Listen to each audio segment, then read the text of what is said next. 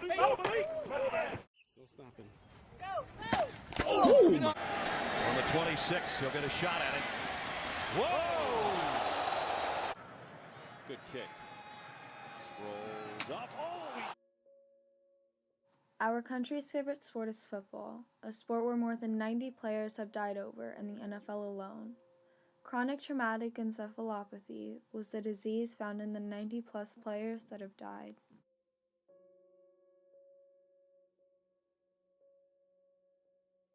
CTE is a progressive neurodegenerative disease found in athletes and others with a history of repetitive brain trauma. There is no diagnosis in the living.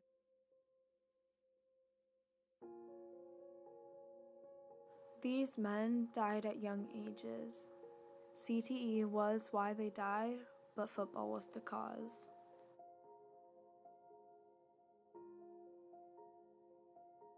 And I hit my head on the turf. And so most of the plays I didn't even remember until I saw the game the next day.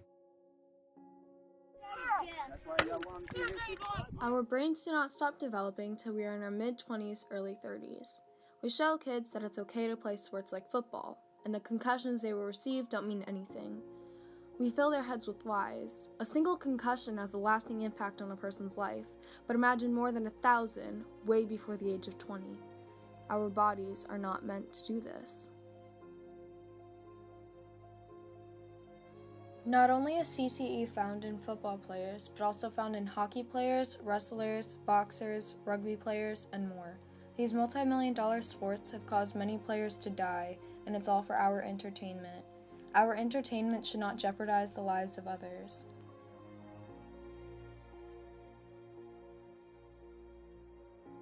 In 2015, while doing my two favorite sports, cheer and volleyball, I suffered 2 concussions. Cheer and volleyball, the only things that kept me sane were the cause of my head traumas. Sports gave me a coping mechanism to handle my anxiety and depression. It was my way to escape reality. When my neurologist told me that I'd be out of sports for up to a year, I was devastated. I knew I needed to find something to replace sports. I began taking action on trying to make myself happy again. I researched concussions, learned about CTE, and it became my new passion. This is what it looks like. A healthy, 45-year-old brain on the left versus the brain of John Grimsley, the former linebacker for the Houston Oilers and the Miami Dolphins. He died February 2008 at the age of 45 from an accidental gunshot wound he did himself. The examination of John Grimsley's brain confirmed extensive CTE. Is there any evidence, as far as you're concerned, that links multiple head injuries among pro football players with depression? No. With dementia? No. With early onset of Alzheimer's? No.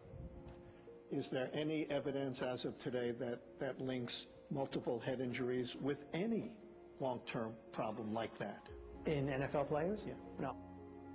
We've been told this lie that CTE does not exist. The truth of the matter is that there are people dying because of the hundreds of concussions they have developed over their lifetime. Many may disagree with the scientific facts for their entertainment or money, but now it's time to show the world that this disease could potentially kill your son or daughter later in their life. Their career is all they'll be known for after their death, but you'll know the pain and insanity they went through at the later stages of their life. And it's all because of concussions.